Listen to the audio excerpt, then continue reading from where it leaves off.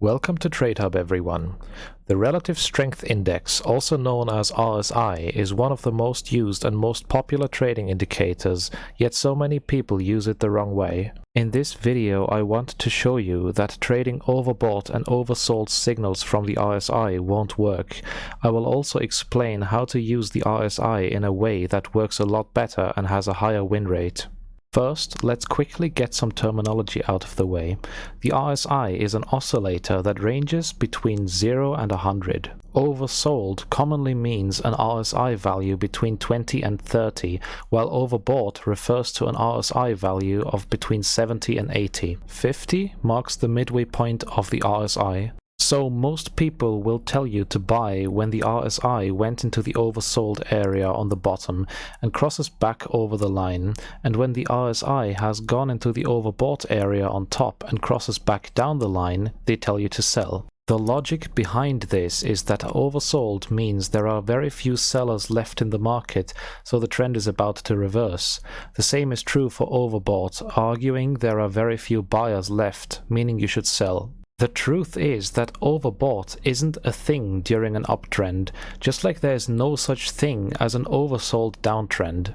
The RSI certainly has its place, but it cannot be used on its own like many people make you believe. During the backtesting time-lapse, I will give you my thoughts as well as tips on how to improve this strategy, or rather how to use the RSI correctly in the first place. So for this strategy, we are using the 30-minute time frame. However, the results will be very similar on all other time frames as well. We use the RSI with standard settings, meaning an oversold level of 30 and an overbought level of 70. Risk-reward rules are: set the stop loss a couple of pips above the last significant swing high or low.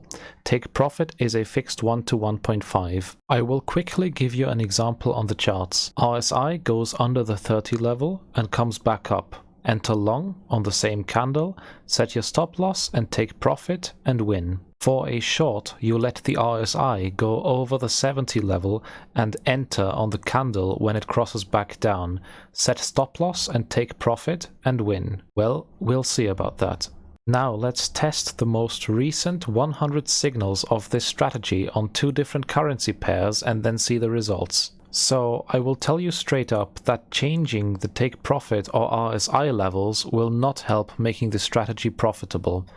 Adding a 150 or 200 EMA to filter out longs in a downtrend or shorts in an uptrend will result in basically getting no signals for weeks or months, so that's also pointless. I have experimented a lot, and as much as I wanted to make it work in order to give you a simple RSI strategy, I couldn't make it work.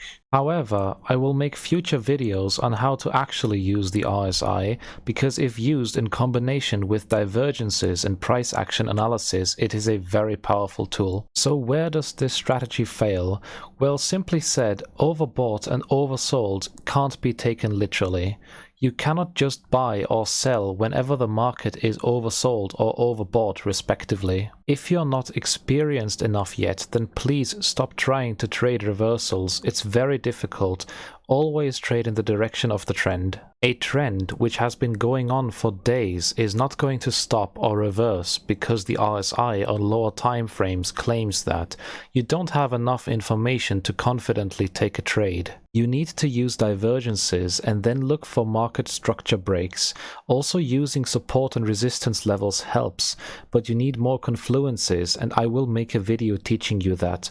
Once it's done, I will put the link to it in the description. So here are the results, and as you can see, the RSI performs very poorly with only a 38% win rate average while using a 1 to 1.5 risk-reward ratio. Over the course of roughly 4 months without considering spreads and fees, this would result in a slight loss on your account of about 2.5% on USD JPY and 7.5% on Australian dollar. Obviously this is very bad.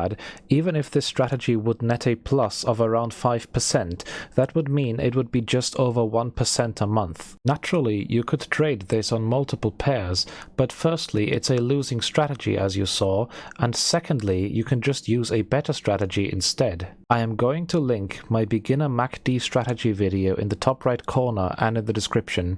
That strategy is also beginner friendly but is actually profitable. And as mentioned before, I will make more videos on the RSI and how to use it correctly.